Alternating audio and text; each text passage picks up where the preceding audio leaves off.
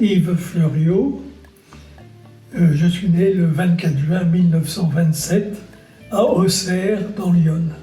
Mais c'était un accident que je naisse là-bas parce que mes parents habitaient dans la banlieue parisienne, mais ma mère avait souhaité suivre son médecin qui avait quitté la banlieue parisienne pour aller exercer à Auxerre.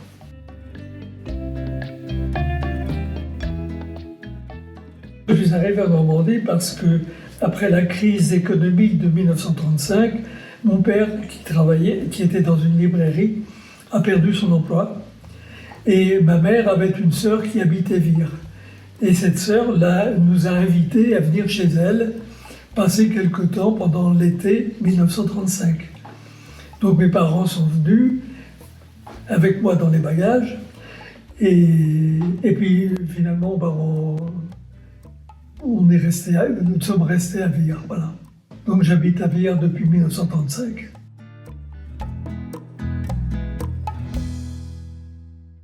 Presque, j'ai fait ma scolarité, l'école primaire, le secondaire, jusqu'en 1944. Mais là, le bombardement a fait que le collège a été complètement détruit. Et comme mon père avait sa mère, donc ma grand-mère, qui habitait Paris, il lui a demandé si elle pouvait m'accueillir 1 an pour que je poursuive mes études à Paris. Donc j'étais élève du lycée Buffon pendant 1 an, avant de revenir à Vire, faire ma terminale. Et donc j'ai passé ma première moderne au lycée Buffon, boulevard Pasteur, et puis je suis revenu à Vire et là on était dans une maison particulière, parce que le collège n'avait pas été reconstruit encore. Et j'étais en mathélème, et nous étions 2 élèves en mathélème, et en philo, ils étaient 7. D'accord. Voilà.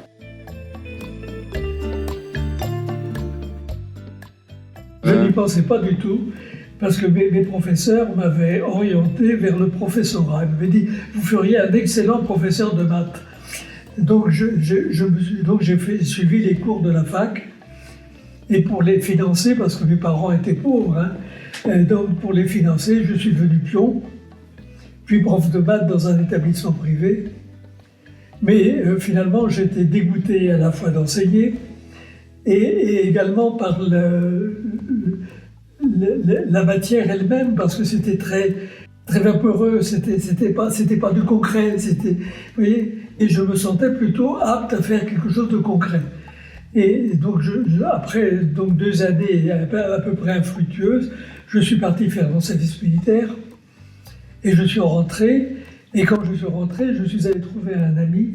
Je lui ai dit, je ne sais vraiment pas quoi faire, mais je voulais être prof, mes profs voulaient que je sois prof, mais ça ne me convient pas du tout.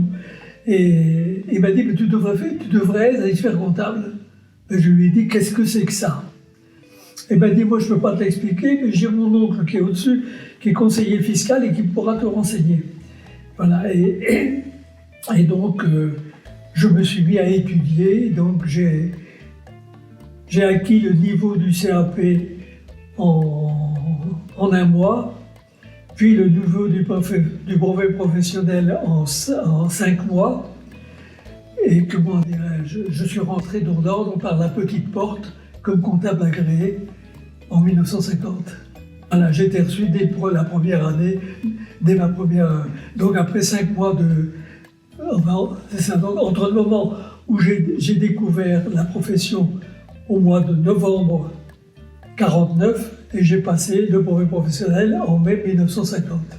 Donc j'avais acquis le CAP et le brevet professionnel.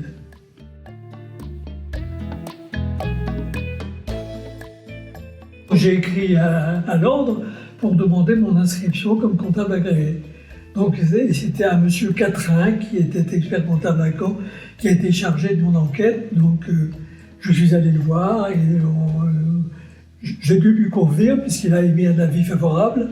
Et ensuite j'ai été convoqué aux impôts pour faire une enquête également sur moi, pour que les impôts donnent leur aval pour ma nomination.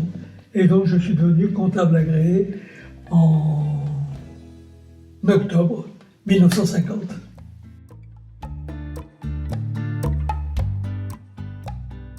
J'ai créé un cabinet dans des conditions assez particulières. Vire était détruit, donc je me suis marié en juillet 1950 et nous avions trouvé une petite maison qui était tout à fait à l'extérieur de Vire. J'avais voulu avoir le téléphone, mais il fallait que je paye la ligne téléphonique depuis la poste jusqu'à ma maison, ce qui faisait 4 km. Et j'étais incapable de financer une telle installation. Donc je me suis installé, j'ai mis une plaque sur la barrière. L'ordre m'avait donné la dimension de la plaque. Et puis j'ai attendu que les clients viennent. Voilà.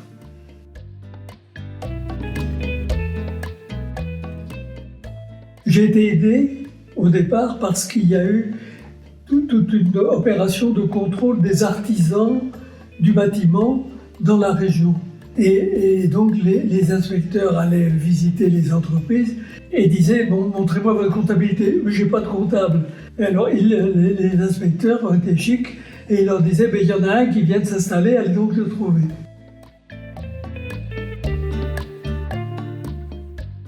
J'ai eu 2 clients dans le secteur agricole, oui, effectivement. En fait, mes beaux-parents étaient agriculteurs. Donc je connaissais un peu, et puis j'avais pratiqué, pendant mes vacances, je faisais les foins, je faisais la moisson, etc., si vous voulez. Hein. Voilà. Donc en fait, j'étais un peu initié à l'agriculture.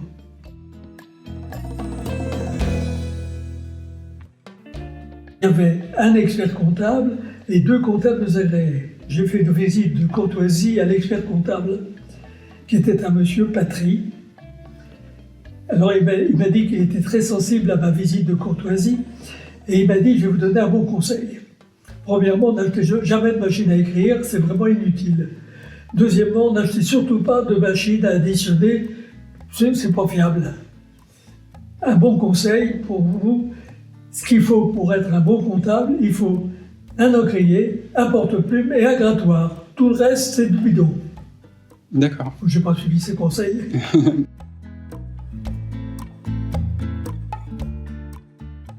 C'était son expérience, hein.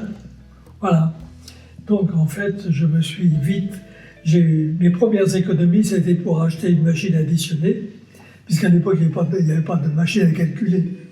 La machine à calculer, la première machine à calculer que j'ai vue, c'était une machine Peugeot.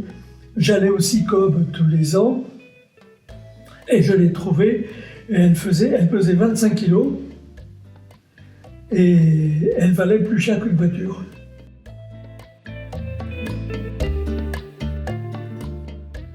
Seul au départ, et j'avais 4 clients que je visitais en vélo parce que je n'avais pas de voiture. J'avais des grands registres, ça se faisait à l'époque, donc je les mettais sur le porte-bagages. Bon, petit à petit, après j'ai acheté une moto, puis j'ai acheté une voiture. Ça s'est développé. J'ai eu un premier employé au bout de... Et mon premier employé, je l'ai eu en 1958, donc 8 ans après. En 1954, j'ai fait une crise d'appendice. J'ai été opéré de l'appendicite et mes clients venaient à la clinique me faire remplir leur déclaration. Ah oui. Ah oui, parce que personne ne peut me remplacer.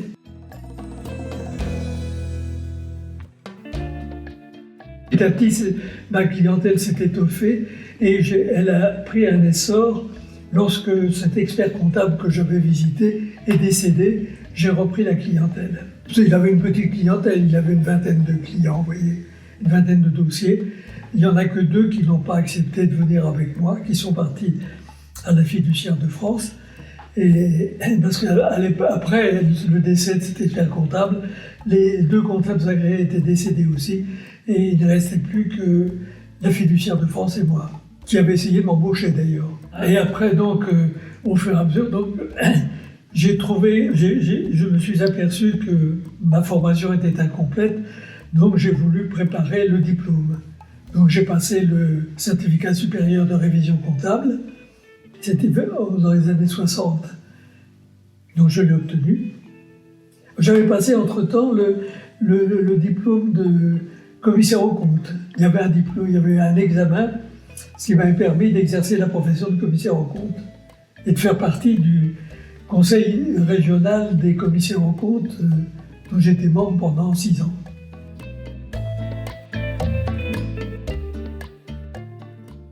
Alors, ensuite, il y a eu cette possibilité pour les comptables agréés de devenir expert comptable, soit sur présentation d'un mémoire, soit par l'obtention du certificat juridique et fiscal. Donc, donc je suis devenu expert comptable comme ça.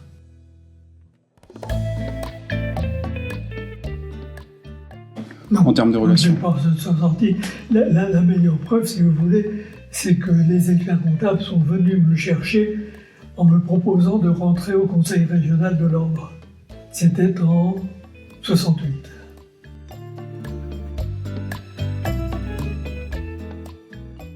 Donc j'ai été invité dans un restaurant à Caen, et c'était à l'époque, à l'IFEC, c'était Paul Desperrois qui devait être le président. Donc il m'avait invité et ils m'ont demandé si je voulais bien rentrer au conseil régional.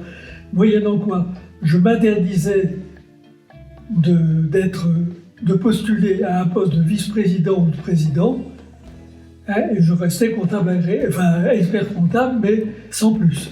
Voilà. Donc j'ai signé le papier, c'est ça. Et 3 ans après, le même Desperrois est venu me trouver en me disant « On souhaiterait que tu deviennes vice-président ». Mais j'ai dit « Mais non, je ne peux pas, j'ai signé ». « Ah non, on ne peut pas ». Voilà, donc mon engagement a été annulé et j'ai pu donc me postuler au poste de vice-président de Claude Duparc. J'étais un cas particulier.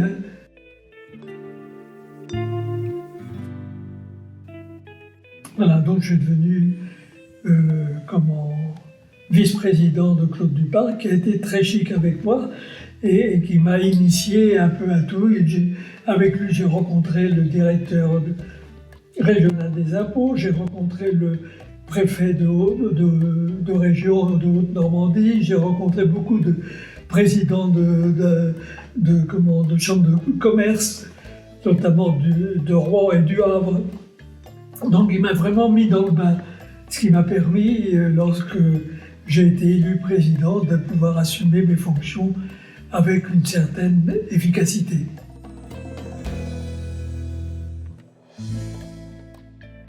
Le local, il y avait une salle de réunion, il y avait un bureau pour le président et il y avait un bureau dans lequel il y avait Madame Delas, la secrétaire, et son adjointe. Voilà, c'était tout, c'était vraiment le minimum. Ça, c'est assez loin. C'est loin. C'est loin, voilà, oui. Donc on avait nos réunions trimestrielles. Donc je venais 3 fois par mois à Rouen. Il y avait, compte tenu qu'il n'y avait pas l'autoroute allait de Caen à Dozulé. Et après, il fallait se débrouiller. Et je sais que pour aller à Rouen, je passais par Corneville.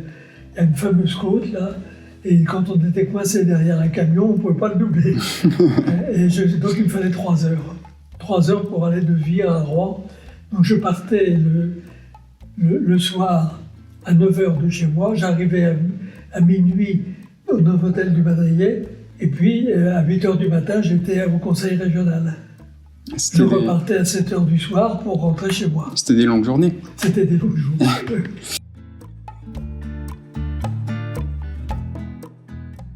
J'avais une dizaine de collaborateurs, dont un responsable qui assurait la permanence pendant que j'étais pas là.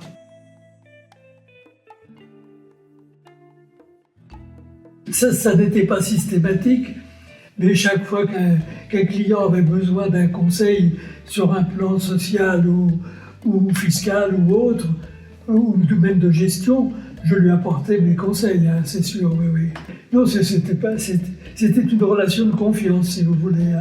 Donc en fait, c'était pas des amis, mais c'était quand même des gens avec lesquels j'avais des relations.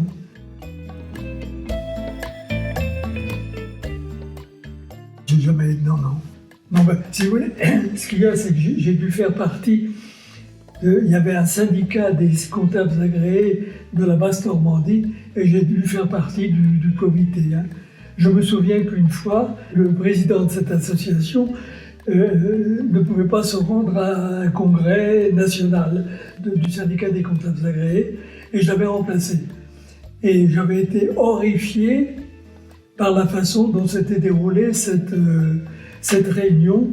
Il y avait notre confrère de Rouen, Datin, qui était membre du bureau, qui était vraiment que moi j'admirais beaucoup, et qui a été pris à partie par les dirigeants et qui a été sali. Et quand je suis rentré, j'ai donné ma démission du syndicat des comptables agréés et j'ai adhéré à l'IFEC.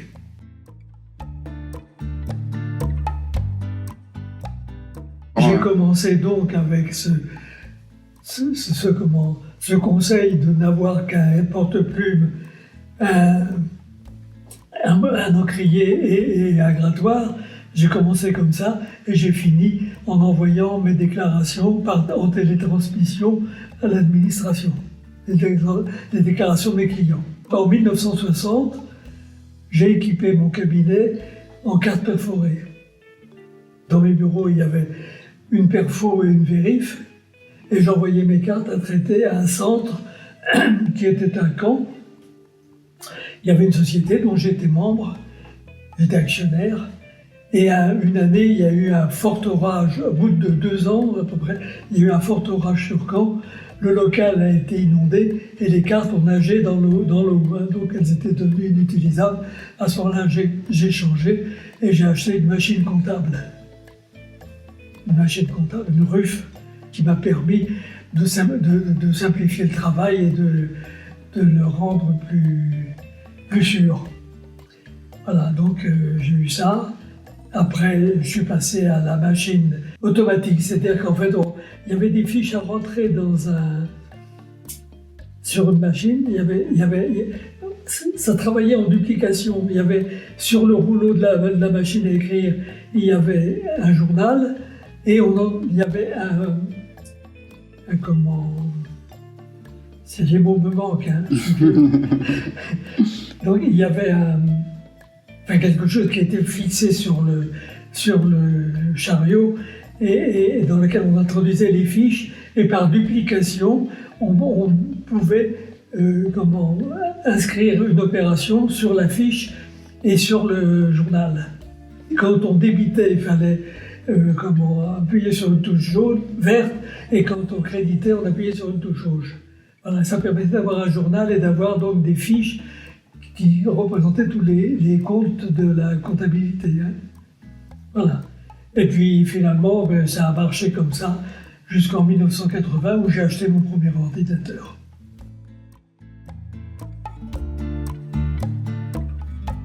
À partir du moment où j'ai eu un ordinateur, je me suis mis à utiliser les tableurs. Donc c'était multiplan au départ. Il fallait une semaine pour apprendre à s'en servir. Et puis c'est devenu Excel. Excel. C'est ça. Donc multiplan a été remplacé par Excel. Et j'avais réalisé un certain nombre de modules qui me permettaient d'aider les gens à gérer leurs affaires et à contrôler que ce qu'ils me déclaraient correspondait bien à ce que ça devait être. Alors, donc j'avais un module pour chaque type de profession, les pharmaciens, les épiciers, etc. Voilà.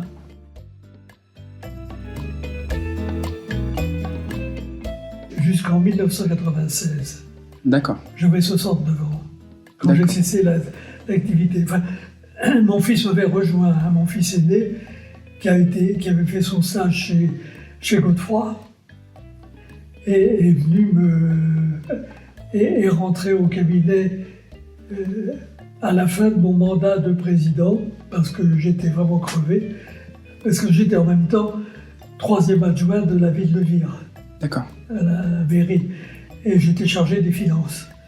Et j'étais très pris par ça, par la profession, donc j'étais sur les rotules quand j'ai terminé mon mandat. Et mon fils est venu à ce moment-là. André Godefroy a accepté de réduire son temps de stage pour me permettre d'en profiter. Voilà. Donc mon fils est rentré là, il est resté mon salarié et nous nous sommes associés quand il est devenu expert comptable.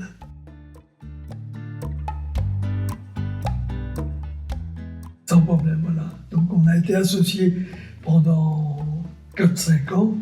Puis il ne voulait pas que je prenne ma retraite, mais à 69 ans, je dis quand même, il faut que j'arrête, surtout que j'avais une vie bien remplie.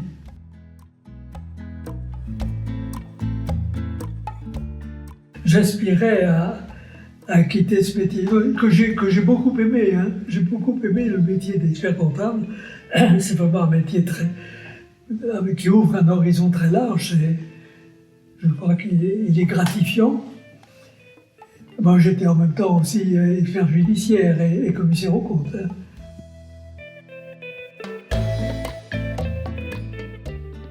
Bon. Merci beaucoup d'avoir répondu à toutes ces questions, de vous replonger dans tous les souvenirs dans mon passé.